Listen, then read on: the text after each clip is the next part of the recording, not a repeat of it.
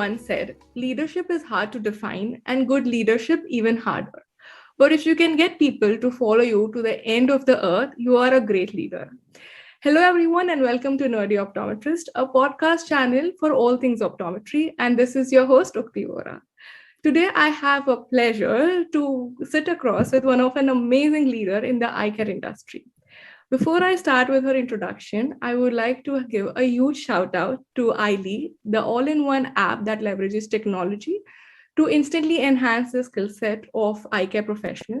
It helps you future-proof your practice with automation and enables you to quickly add specialty care like myopia management and vision therapy into your practice. iLead is a clinical assistant that you always wanted, and I would like to thank them for supporting this episode. With that, let's get started. So I'm sure she needs no introduction, but just to kind of, go around with the formality, I'm going to introduce Professor Padmaja Sankaridurg. She's the head of myopia program, intellectual property at the Brian Holden Vision Institute and conjoint professor at the School of Optometry and Vision Science at Sydney, Australia. She has been researching myopia for over 15 years. She has participated as an expert at the WHO BHVI meeting of Myopia 2015 as an advisory board member and a task force chair of the International Myopia Institute and Review of Myopia Management. In 2018, Vision Monday named her as one of the women of influence in optical industry innovator section. She is the recipient of the International Optometrist of the Year 2020, awarded by the Optics and Optometry College in Spain. She has published over 100 plus articles in peer-reviewed journals. She is a co-inventor on many patents, applications, authored several book chapters, supervised many masters and PhD students. She serves on the editorial board of many journals and has delivered talks nationally and internationally. Not to forget, she has been instrumental in the development of many practice aids, along with guidelines, including the BHVI myopia calculator, and she's a mother as well. So let's not take that huge responsibility out of her bag. This is a small introduction of the vast work and achievement she has done, but it's been a huge pleasure to have you on this podcast, ma'am, and a warm welcome.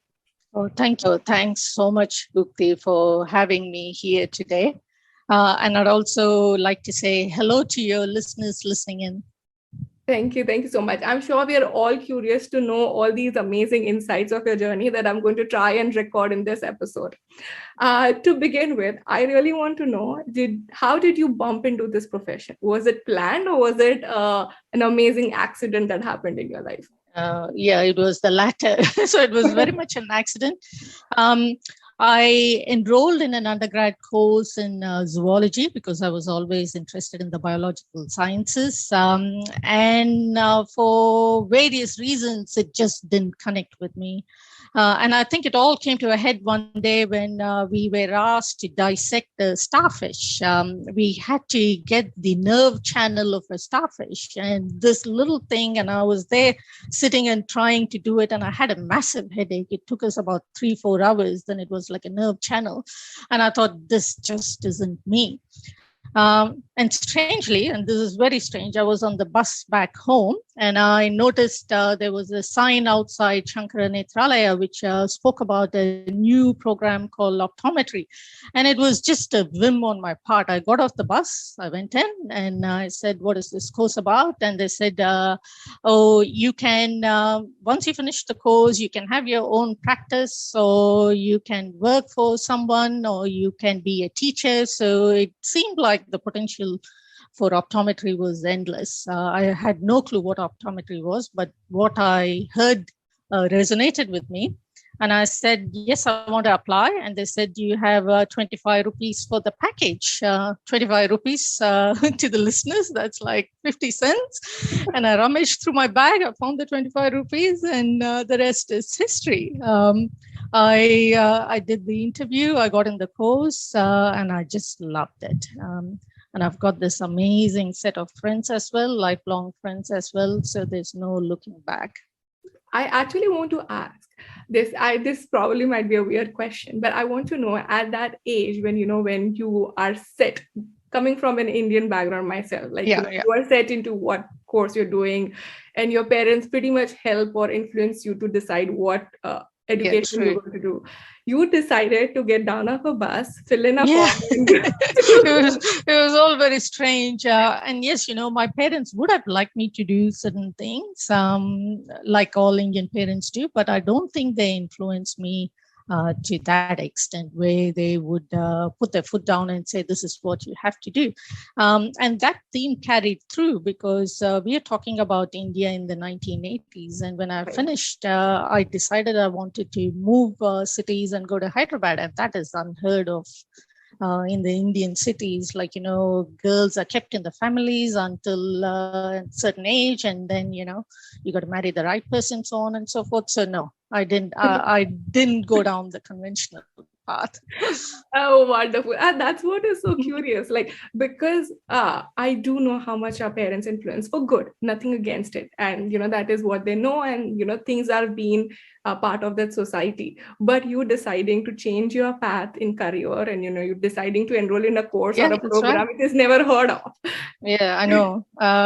Well, God knows what was going through my head. I was a teenager, as all teenagers do, some strange things, and so did I. But lucky, it was a lucky accident. I have to say I'm so glad that you did ride that bus. You saw that board. You decided to Yes, I know. Literally the bus. that bus. Awesome. Now you did your initial education in India, and that was something which was very different. That I'm sure how optometry is being practiced in Australia. How was your Yeah. transition when you decided to? Moving cities in India is one thing, changing countries another. How was that transition? Yeah, I mean, optometry in India, true. I worked in an eye hospital, LB Prasad Eye Hospital, that will be familiar to many of your listeners. And the scope of what I did in optometry as a clinician was so vast, so vast. And I loved every single minute of it because initially it was basically working in all the departments, right, from the anterior segment to the posterior segment. And then, I chose to work in the anterior segment and contact lenses. And I loved it. I loved what we could do, both as an individual and as a team in terms of eye care. But that also helped me with the transition to thinking about what else could be done. And I started doing research when I was at LBPI, working with with my current workplace. So it's a long history. So I set up a research clinic at LB Prasad Eye Institute, and we were doing clinical trials involving contact lenses. So when I had to make the move to Sydney, it sort of became a natural progression. It was So it wasn't that difficult. It was more of an organic transition versus a plan. Another lucky accident. I'm going to keep counting, how did you bump into all these? Now, talking about research and trials and things that you're talking about back then was still something when even I started optometry was still not very much heard of. How were you able to explore that research is the niche, research is important, this has for all that thing was still alien when I was, doing optometry. I mean, I think, again, I'll have to thank my few years spent at LVPI for the grounding that we got, because it just wasn't patient care. It was trying to understand what we were doing and why we were doing. That was pretty much a part of our day-to-day life at LVPI. We had to look through the literature. We had to understand what was happening in the field. And then, everyone debated about why certain things were the way they were. And I think the tone was set by the leadership at LVPI, Dr. Gulapalli Rao, because he had these journal clubs and things that you wouldn't think of asking were being asked in those journal clubs. And that sets off your thinking process. And then you realize there are missing gaps and things have to be done. And it showed a need for research. So that fell in quite neatly.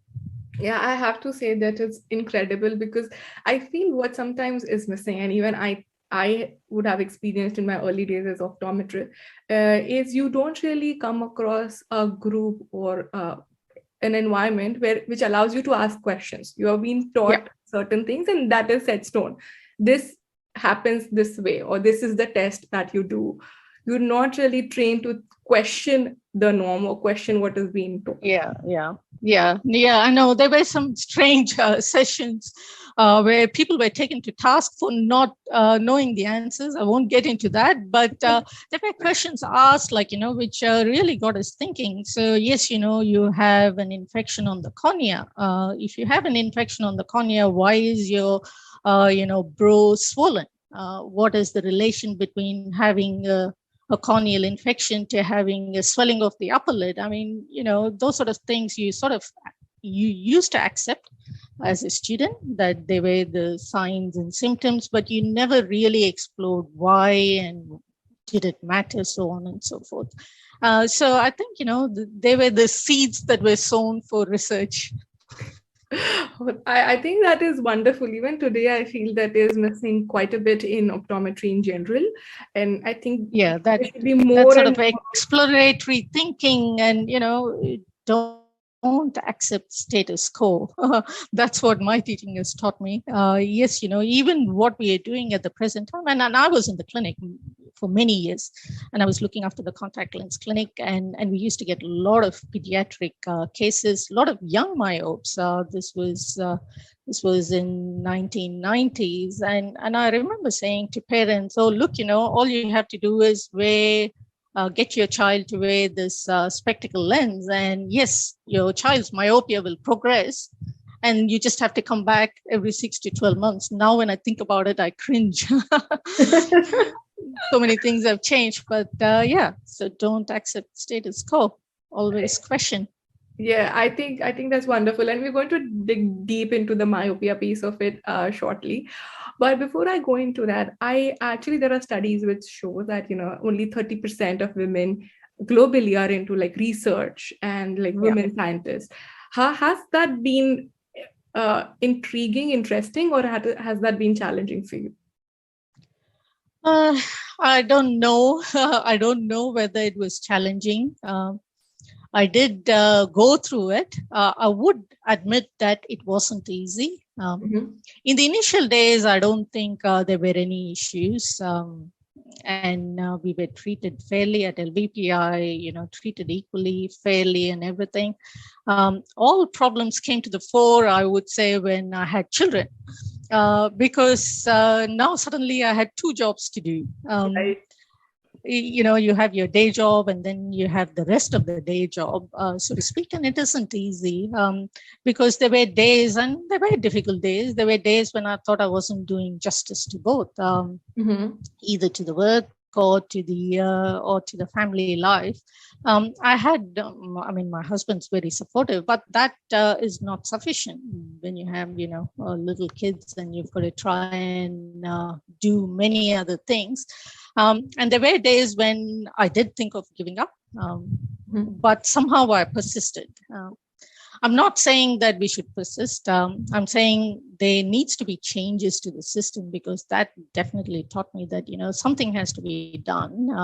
I simply navigated the system the best I thought I could, which was just hanging on by, hanging on by the seat of my pants every day, literally taking each day as it comes. But I don't think that's what we should do. We should look at other options, and we should try and see how best we can make changes so that we can accommodate more women into the working space. So that was one area that I thought was quite difficult. And the other area that I talk about a lot, especially to the female students that I mentor at the present time, is to speak up. I do think it is very important to say what you're thinking. Sometimes it can be quite difficult. You can be in a big environment where things might look intimidating, but it is very important to be able to speak up and let your voice be heard. Right. No, absolutely. I think these are two wonderful, wonderful things that you highlighted, especially being women, we're always meant to have some guilt trip, especially with kids and families around, and with coming from like in an Indian culture or a family oriented culture, we always feel we are not doing enough. And with Yeah. that, you have a full-time job, which is a responsibility as well, which is your passion. So trying to find a balance and speaking out as well is equally important. I think those are great pointers for me. And do you have any tips and tricks on how do you inculcate those things, just of speaking out in an intimidating environment? How do you do that? I want to, but I'm scared. Like, do you have any thought process there? Oh, just say what you're thinking. I mean, look, there is no such thing as a silly answer or a stupid question. So just say it out, say it aloud, make sure that your voice is heard, because, I mean, you can sort of let it go past. And that might be to your detriment that, your voice wasn't heard. So it doesn't matter, even if it is a short, yes, I agree, or no, I disagree. Say it, and then you just have to get in there. That's what I say to my students. Just get in there. Or the other thing to do, yes, I know, I understand that I'm asking the person to speak up, but it's also up to the leaders to understand that there's those sort of difficulties being experienced by people in the room. So it is up to the person who is moderating or leading the conversation to make sure that everyone's voice is heard as well. So it could be a thing like saying, hey, Mary, what do you think of this piece? Do you agree with this? So that way, even if the other person is feeling a little bit difficult, you have invited them into the conversation. So it goes both ways. Right, absolutely. I think being more inclusive is what in general is the vibe going around. Everybody wants to be more inclusive and be a little more mindful of how can you make that possible, how can you invite everyone to be part of a conversation. And I think that's a great tip. It could be a small thing, maybe yes or no, but try to speak out. I think I'll take that tip for sure. Now, you have been doing research in myopia for 15 years. I know certainly for the past couple of years, myopia has got a huge limelight. Everybody's talking about myopia. Yeah, it just exploded. It did. So I want to understand, one, how did you find your niche? And second, where do you see this whole myopia explosion going in the future? Yeah. So that's another lucky accident. So when I went to work at now the Brian Holland Vision Institute, but previously in its in its various avatars, it was called the Cornea and Contact Lens Research Unit. When I first went to work there, then it was the Institute for Eye Research and the Vision Cooperative Research Center, and so on and so forth. So early days when I went to work at CCLIU, the focus was entirely to do with contact lenses. And God, there were such heavy weights and contact lenses everywhere you look at the place. And they were all interested in contact lenses. So they were exploring various aspects of contact lenses. So for a newbie like me, it was very difficult to find the space. Yes, I was interested in contact lenses. I was doing contact lens research. I did do a fair bit of research back in India as well, exploring infection and inflammation, but they were really heavy hitters out there. So in around 2003, they were putting together a bid for a new program called Vision Cooperative Research Center. And myopia was a very small component of that research program. At that time, it was one of the 5 or 6 research programs they had, and they were looking for people to look after that research program. And I said, yep, I'll do it. I had no idea what I was doing, but I said, yep, I'd be happy to explore that space. And then again, there it was, and here I am. It all worked out for the best, I think, because it was a fascinating area. I learned so much, and I can see that there is so much more to be done. Mhm. How do you see the future in terms of vision care or myopia management now that it has exploded and it become the talk of the town? I mean, the statistics are quite alarming, right? And we ourselves are seeing it fairly steadily rising in front of our eyes. I mean, our data was suggesting that by the year 2050, nearly half of the world's population Yeah. will become myopic. And just in the past 2-3 years, we are seeing that, children are sitting at home, they're spending a lot more time doing near-based activities. And we've also seen evidence for a rise in myopia. And we hadn't even thought about those sort of risk factors coming into play as well. Right. So that is a fact. And then it is also a fact that with rising levels of myopia, we're going to see higher levels of high myopia as well, which is going to bring in a whole lot of other complications. I won't go into it. We all know what those complications are. But it means many things. Firstly, you require a workforce to manage the rising level of myopia.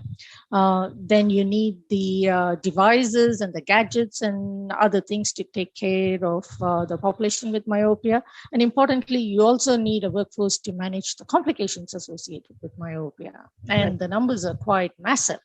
And there are things we can do to try and control that burden, which is like if you can try and control the eye from reaching higher levels of myopia, then you can reduce the burden not only for the individual, but for the entire system. Absolutely. And that's the focus. How can we try and reduce that burden? And fortunately, I mean, we now know that there are many ways with which you can try and slow the progression of myopia.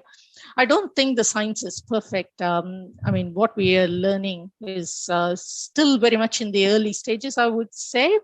And there's a lot more to be done on how we can perfect our understanding and how can we deliver new ways of controlling myopia better. And I think that's where the field is likely to go. So, pivoting a little bit away from myopia and the future of it, I'm going to try and focus on your current role and the announcement that was made that now you are heading to important departments in Brian Holden Vision Institute. Now, as a women in leadership, the reason I say women in leadership because there are very few, sadly so. But I want to understand what are the challenges being a leader, and how do you overcome those challenges? Firstly, the myopia program is all about the signs of myopia. So it's basically down to my role as a scientist. And I think there's a couple of things we need to get to straight away. Firstly, the realization that, as a scientist, your funding or your vision is being funded by somebody else. So you're looking for somebody else to say, yes, Pat, you can have this bunch of money so that you can go and do the experiments. And it's not an easy thing. Right. So especially when you're leading a program and trying to understand what the pieces are that you're trying to solve, and you're looking for that sort of an external support, that's something that's an area that one needs to focus on quite extensively. So that's been a big part. And yes, we've been very lucky in terms of having industry support in this area, especially now that it's coming to fore as well. But that's always been a critical component of what is being done. The second important thing, being a person managing a program in this space, has been to sort of own your decisions, so to speak, and then not be afraid of changing the course of what you've set, and also to not be scared of taking some hard decisions. And I'll give you an example again in terms of projects, because we do start off projects, and there have been times when the projects were not going as planned. And we all like to continue, we all like to explore, we all want to see where things have to go. But there would be times when you might have to say, look, I don't think this is going to work out, and it's best to end it now.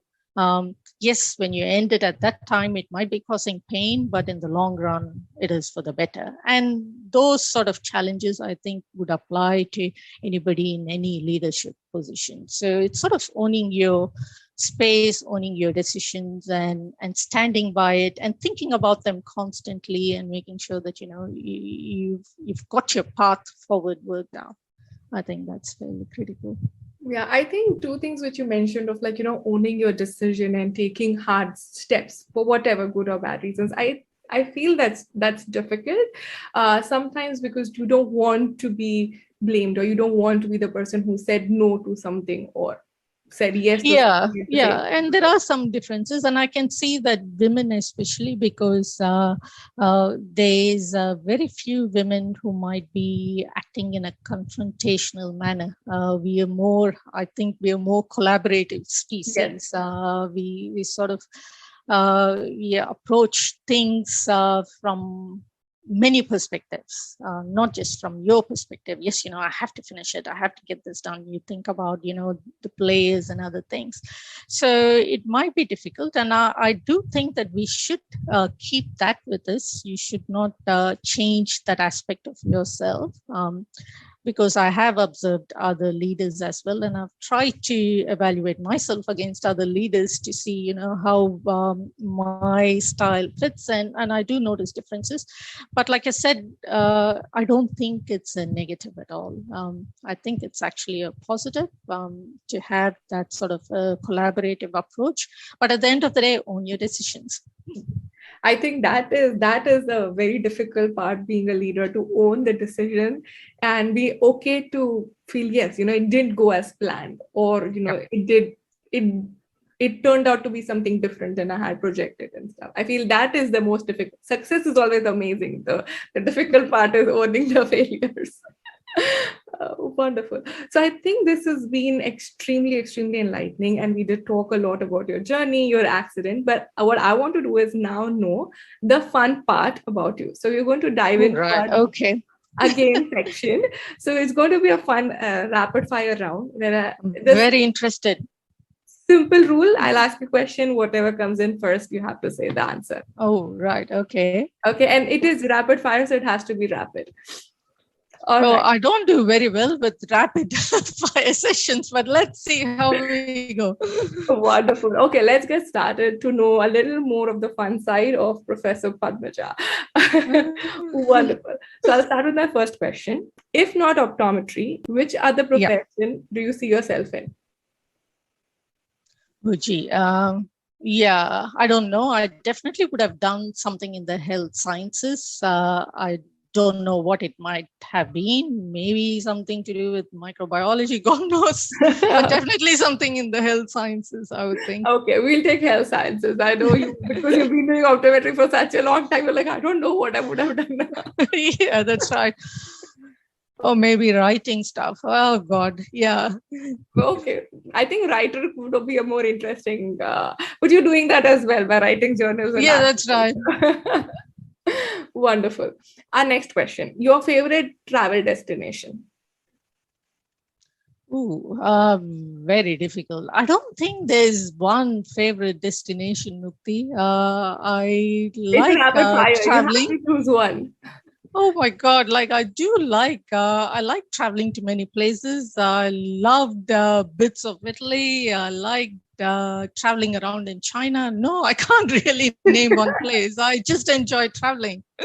Okay, so we'll take you enjoy traveling. Okay. Someone actually had answered world is their destination. And that was the world is, now it's a bit more than that too, right? Yeah. If you had money, you can get into space too. Yes. All right. What's your hobby or something other than optometry that you do during your downtime? Oh, okay. I do have some hobbies. I like gardening. Okay. To de-stress, if I'm able to, I get into the garden. I read a lot of books. I read quite heavily. When I get a bit more time, I like to paint as well. So I do some painting. Yeah. And then when I don't feel like doing any of those, sometimes I binge watch. Oh, wow. Oh my God. I was not expecting that from you. You. Yeah, there you go. Yeah, no, I do binge watch. So, which is the latest series, movies, or anything that you Oh, guys watch? gee, God, that's hard. I don't think I've binge watched anything recently. It must have been years ago. And usually it's the family members that pull me into binge watching because they're watching something and they go, "You've got to come and watch this." So I binge watched Money Heist with my husband. Oh, nice. So when we get some time and we sit there, I mean, he was the one who started it. And then we went through all the episodes. We said, "Yeah, that looks like it's the thing to do." So, yeah. Okay. I actually, my next question was one thing that people don't know about you, but you said binge watch, which was a new thing for me. But I want to know something that people don't know about you.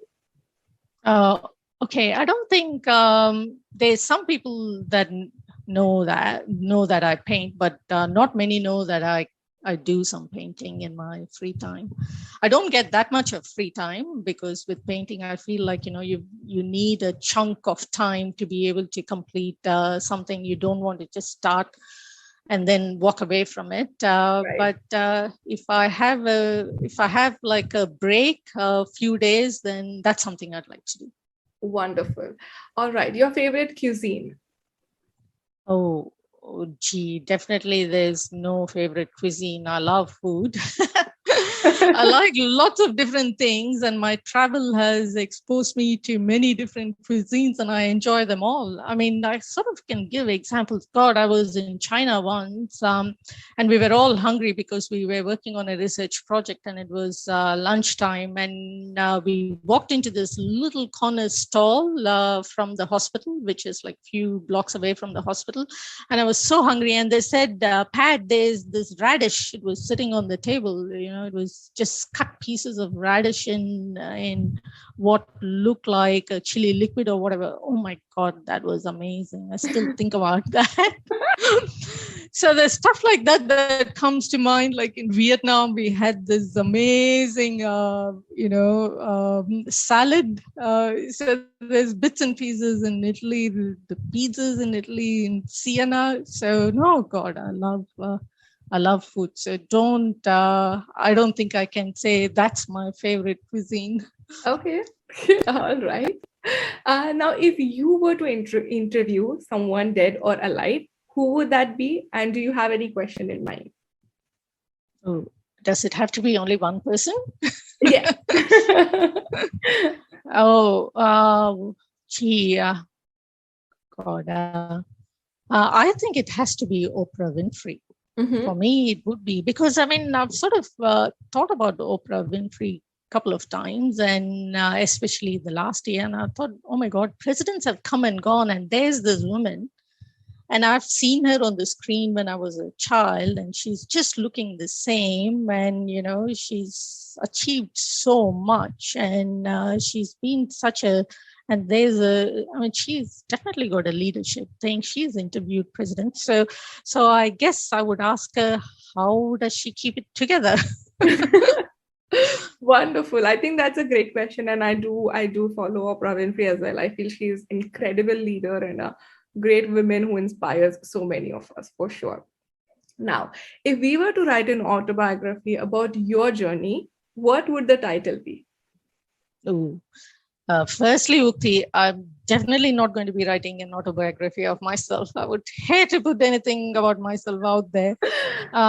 But if it were to be something about my journey, then I think ice would definitely be part of the title. I have no idea what that might be. It might be something like The Ice Habit or something like that, something weird like that. But yeah.